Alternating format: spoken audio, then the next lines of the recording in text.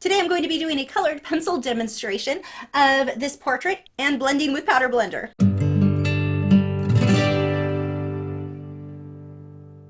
Hi, I'm Lisa, the artist behind Lachri Fine Art. Today I'm working on Fisher400 paper. I am using Polychromos colored pencils with a few Pablos. That's not something you guys have seen me work with before. Those are by Caran. The blending that I'm going to be doing is with powder blender. That is from Brush and Pencil, and I will have links to where you can purchase that below in the video description if that is something you're interested in. This is part 2 of this video. The first video from last week, we worked on the flowers. This week we're going to focus on the girl. And if you missed the live stream from this, I will have links to that below in the video description as well. If you are supporters over on Patreon, the 2-hour version of this tutorial is available for you now, complete with voiceover and real-time clips mixed in, so make sure to head over and check that out. Now we will move on to this tutorial. So for this week, we're going to start with her hair. If you want to see the real-time version of me working on the other side of her hair, I will have a link to that live stream in the video description. But what I'm doing is just blocking in approximately where my lights and darks are going to go. It doesn't have to be even close to perfect here because when I blend out with powder blender, you see I just get this soft kind of muddy look. I sprayed it with the texture spray and let that dry completely, and then I'm going to build up again, adding my lights where they go, my darks where they go. I don't really worry too much at this stage whether or not my color is accurate. I'm just building up the lights and darks, getting my values about where I want them. Once I get this in there, I will blend that out, spray it, let it dry completely, and now this third time through, I'm coming through with some highlights, and I'm using my cream Polychromos to start with there, building those up and then coming back through and touching up my shadows. Now I did use black quite a bit on her hair, but at no point do I leave the black black. I always layer magentas or other colors on top of it, otherwise it'll be very dull, very flat. And at this stage, I'm going to get as much detail in there as I can until the paper just isn't taking much more because I've put so many layers on there. Then I will spray that with a texture fixative and then repeat the process. And you're really unlimited. If you're using that advanced texture fixative, you can use spray or layer as much as you want. You're not going to hit a point where the paper just can't take anymore. Just because if it does, you spray that, it adds texture back and you can keep working, which is wonderful. So building up again, adding more and more detail each layer. Now right now you can see her hair is very, very dull. I've got way too much of the cream in there. Well, I say way too much, but I need to have that there so that when I come on top with the brighter oranges that it will stand out. If I just put the orange on top of what's there, it's not going to be bright enough. So I have to use these lighter colors, either white or cream first, and then do what is essentially a glaze. That's what we would call it if we were doing this in oil or acrylic paint, and tint that color to be the color that I want. That way the orange that I come on top of with this later will be very, very bright. Now, I approach this way differently than I would if I were working with colored pencil and blending with the odorless mineral spirits like you've seen me do so often before with portraits. Here, this is more like working or layering how I would with an oil or acrylic painting, where I get my base layers completely filled in as dark as I want and just build from there, add my lights on top of my darks, which is just such a nice way to work with the sanded paper and with powder blender. It gives you a lot of freedom. You can fix mistakes really easily. It is so forgiving. If you want to change something, not a big deal with this. You can easily layer over it just like you would with painting. So I blocked that in. That's not done. I'm going to come back and tint the color later, but I'm going to go ahead and jump ahead to her skin so that it makes it easier for me to judge the values on the hair. I know I want to go way more orange on the hair, but I can't do that yet because I'm afraid I'm going to go too far. So we'll just skip ahead to the skin. Now you can see as I'm sketching this in here, I am being very sketchy. I'm going in every which direction, not working in the little circles like you've often seen me work on colored pencil. Here, because of the way that the sanded paper and the powder blender work, it doesn't matter how I lay this pencil in there, it's going to blend out completely. What does matter is that I keep a very light hand throughout the whole thing. If I push very hard, I can make it so that it won't blend out smoothly. You can get that grainy, gritty look. But if I keep a light hand as I layer this in here, you can see as I blend it out, it is completely soft. It almost looks like pastels. Once that's blended out, I will spray it with the texture fixative, let it dry completely, and I can layer my next layer now. Now, if you don't spray the texture fixative, you'll get to where you start knocking off too much pencil. It kind of knocks the product off the paper as you blend with the powder blender. But by spraying with the texture fixative, it seals down pretty much the previous layers. So you're not knocking any of the pencil off, and it allows you to get this really deep, rich color, very much like you would with glazing and oil paints. So blending out this next layer, And I'm not worried about everything being exact, all the highlights in exactly the right place. I just need to go for close. I just want to get base layers or base colors on the paper at this point. So shading in the eyes. The biggest tip I can give you for the eyes is do not draw the whites of the eyes white. It won't look real. Look how dark mine are, and they'll go much darker later on. I'm pretty much using the same colors I used in her skin for her eyes. You don't want those to be too white. I'll come back through with white and lighten them up, but I don't want them to be straight white or they won't look realistic. Here I'm using my white Polychromos to start pulling in some of the white highlights on her skin. Big tip I have for you there is watch some videos for women who do makeup and contouring. Just do a search on YouTube, contouring makeup, and watch where the highlights and shadows go. Where they're adding that, that's how it will be on your paintings or your drawings. Those shadows for the cheekbones and around the jaw and the nose. That, if you can really understand the way that women will contour the face, I think that that makes it easier to apply to your paintings and drawings and understanding where you want to get your shadows. Now here I'm coming through with a little bit of odorless mineral spirits on the flowers to sharpen and clean up my edges. Turns out it's completely compatible with the powder blender, so if in a case like that you want to sharpen edges up, that powder or the hard to talk, odorless mineral spirits worked beautifully. But I found that if I have a ton of pencil on the paper and then try blending with the odorless mineral spirits, it got kind of clunky and it pulled up too much of the pencil from the paper. Didn't like the result. But if I only had light layers and they were sprayed in between with the touch-up texture, that worked really well. It was the areas where I hadn't been spraying much with the touch-up texture, just kept building pencil on top of pencil on top of pencil. That didn't work so well on the sanded paper with the odorless mineral spirits. Lighter layers was definitely the way to go.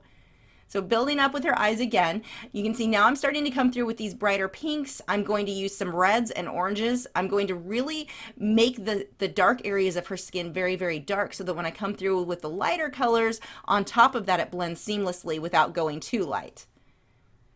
And I did go with a much darker skin tone than what the reference photo was. With the reference photo and the lighting that was on her, it was just too bright, almost paper white, which is not what I wanted here. So I adjusted the skin tones quite a bit, being that she is in a darker room. And that's just going to be personal preference, how you want to draw yours. Doing the same thing here, just layering more of these darker colors. Every single time that you see me blend this out with the sponge and with that little bit of powder blender, a little bit, by the way, goes a very long way. Every time you see me blend that out, I am spraying afterwards with my texture fixative. You don't really see that on the video, but it is being sprayed in between every single layer that I've blended out with that sponge. So blending this, and then I will spray here. Let it dry before I go on to my next layer. Getting some details on her eyes here. I want to make sure my pencils are really sharp when I work on the eyes. When you draw blue eyes, go fairly light with a blue pencil. Very, very few people have actual blue eyes. Usually they're going to be gray. I can only think of a handful of people where I would use blue pencils in their eyes. Most of the time it's going to be gray or a bluish gray, but not bright blue. So watch for that, because if you use the brighter blue colors because you think, oh, blue eyes, I just need a blue pencil, you tend to make the eyes look very unrealistic. Coming back through with some brighter pinks again and just building this up. Now I am using this sky blue color to add certain highlights. I'm using that on the edge of her face. I'm also going with the dark circles or darker circles under her eyes there with that color. I'm going to use a little bit around her mouth as I build up too.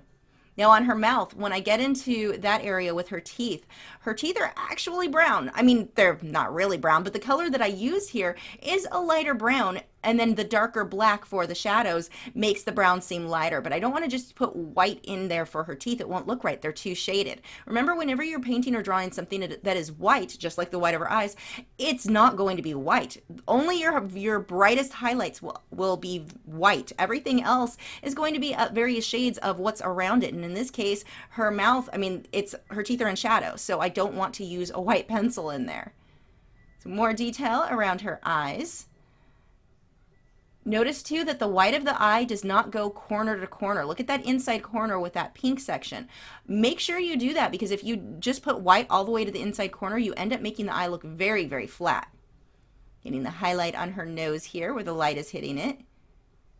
Now, as I built up further into this, my first layers I blended just with the blending tool, the soft sponge blending tool. But as I kept going, you'll see my final layers, I start blending more with my fingers where I'm just barely touching the paper. And that did blend really, really well.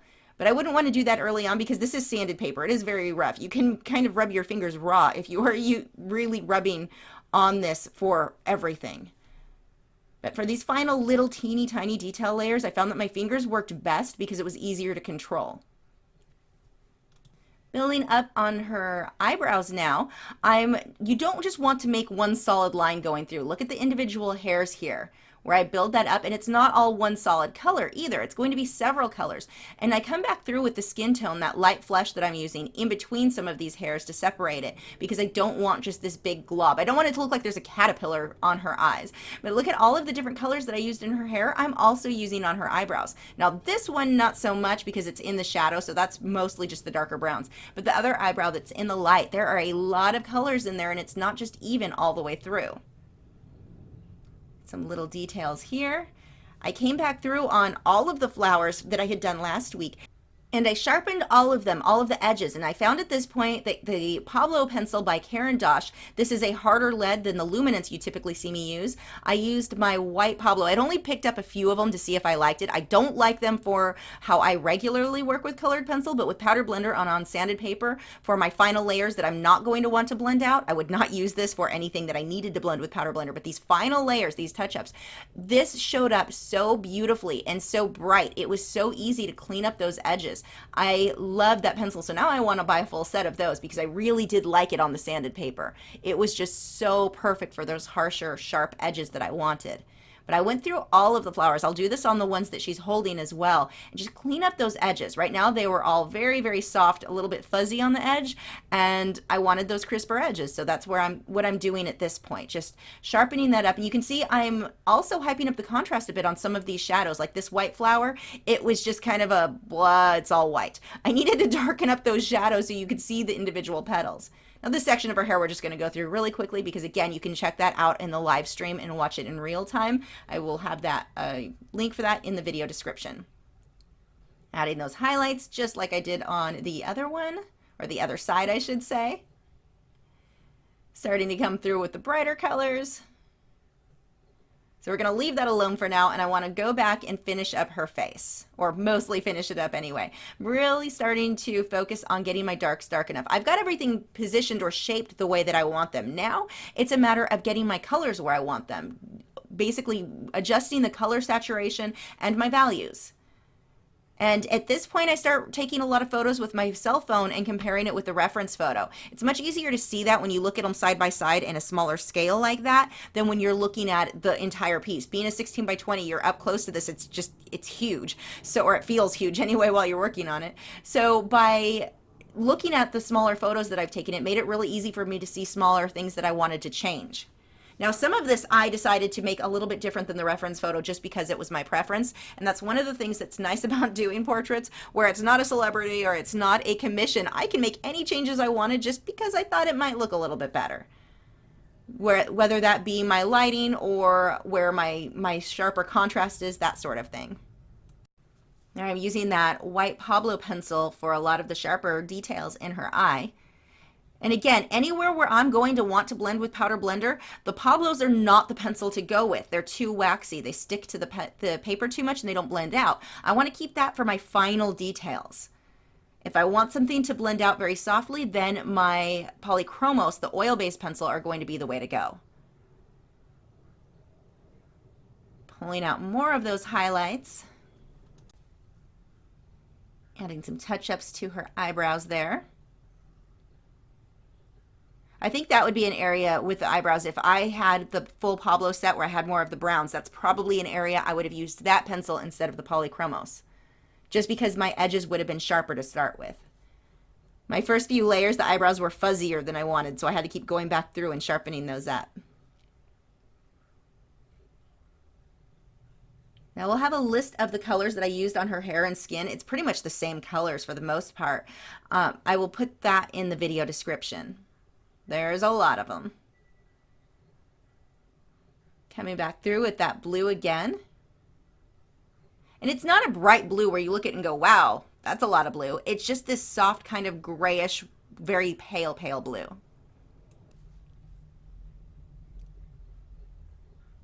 Now, a lot of what I'm doing when I get my colors very, very dark, I come back through with my lightest color, not the white, but the lightest actual color that I'm using, which is light flesh. And I'm going over a lot of these areas and letting the pencil blend just from using the light flesh. So a lot of what you do when you're working on the sanded paper and even with the powder blender, sometimes the pencils themselves, when you get so many layers like this into it, your pencils will be what's blending a lot of this.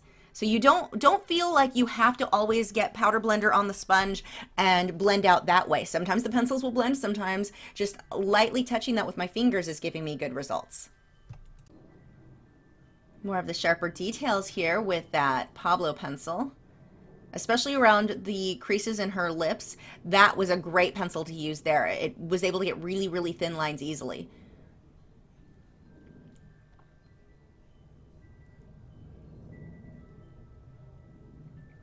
Pulling out more of those reds. Now this is a pretty bright red, but I love the way that looks in portrait. So you can see I'm really using a lot of that on her cheekbones, around her nose, on the side, the shadow of her face.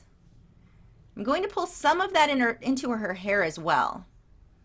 Now working on her hair again and the shadows here, really hyping up the contrast, and this is where I'm going through and cleaning up the edges of those flowers. The flowers had been pretty fuzzy, very messy all the way through those bottom edges, and because I knew once I blended with the hair I would have made them all fuzzy anyway. It would have over blended into the flower. So I saved those edges until I got to where the hair was mostly done, and then I can go back on the flowers and sharpen and make those much crisper. So here on her shoulder, I am again, this is another area I really wanted to go a lot darker than what the photo had. The photo was just so pale that when you looked at the photo, I felt like your eye was drawn to her shoulder and back because it was so light. So I really wanted to darken the skin up here quite a bit. And a lot of that, it just had to do with the way that the light system and the flashes were set up that the photographer had used. I felt the same with the flowers. Some of the whites were overexposed. So again, just the lighting. So I adjusted that. That's one thing where you can take a photo. In learning photorealism, people get frustrated and say oh, what's the point? You can just take a photo. Because sometimes you have a good photo that you want to make changes on. And as an artist, this is what we get to do. I can adjust the lighting on her quite a bit to what I want it to be. So sharpening these up just like I did on the flowers on her head, just cleaning up my edges, making little changes here and there.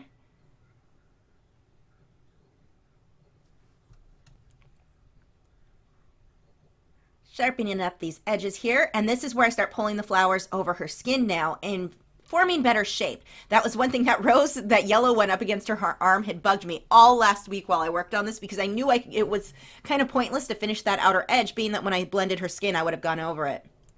So now those final petals are in there. It looks much better. Also, make sure you get the shadows under the flowers. Those shadows on her arm are very important in making it look like the flowers aren't just hovering there, that they're up against her skin. So now we'll look at her hair. Look at how dull it is at this point. This is where I really want to start coming through and brightening up these colors. So I'm using a lot of magenta, and I'm also going to take this bright orange. It's called, I think, glazing orange or glazed orange or something like that. Orange glaze, I believe. But it is a bright orange. By itself, if I used that as my base layer, that wouldn't have looked natural. It's too orange. But when I layer it on top of these other colors, the other colors are still showing through, and so it mutes that color. It's not as bright as the orange pencil it itself is, but it brightens up the hair quite a bit and gives me a much more natural red tone. It takes it from being so dull to that nice red color. I'm also using this blue pencil in her hair quite a bit for some of the highlights. Now, I don't want to put it randomly. I don't want it to just look like there's blue dye in her hair all over the place. I want it to look like light is hitting it.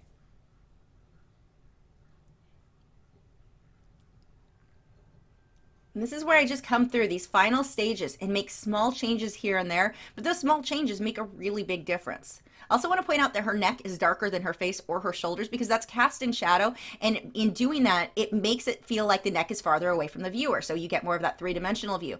If you make your neck, when you're doing portraits, and I see this happen a lot, where people will make the neck the exact same color, the exact same values as the face and the shoulders. The problem is you make it look very, very flat, where it's almost like face, neck, all connected, like there's no jaw separating everything. Your neck will almost always be darker than the face.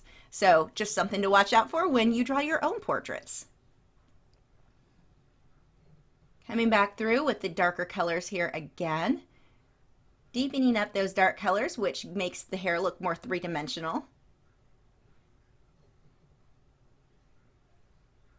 Pulling a lot of that magenta over the black to make sure I don't have anywhere where it's just flat black. I'm going to darken up the shadow on this side of her face. Something I want to point out here, look at her lips, how they're not it's not a heavy line of the difference of color between her lips and her face. It's a very subtle transition where I basically used the same color I used on her skin to shade in her lips initially, and then I just slightly tinted the color, but there's not a heavy line around that, and that gives you a very natural look. Unless the woman is wearing heavy lipstick, if you're drawing children, men, anyone who's not wearing lipstick, you're going to have this very soft transition between the skin on the face into the lips. So really watch that you don't just make this heavy outline, because it doesn't look natural when you do that. It's easy to think, okay, the lips are red, I'm going to make them bright red. They almost never are, unless the person's wearing heavy makeup. Look at how subtle that transition of color is between the lip and the skin. Very, very important to pay attention to. Adding these highlights here. Again, check out some videos on contouring, because I think that will help you so much in understanding where you want your highlights to really be bright on your portraits. Few fine little minor details, and that is it for this one. And I will have links to the live streams for both of these if you want to watch portions of this one in real time below in the video description.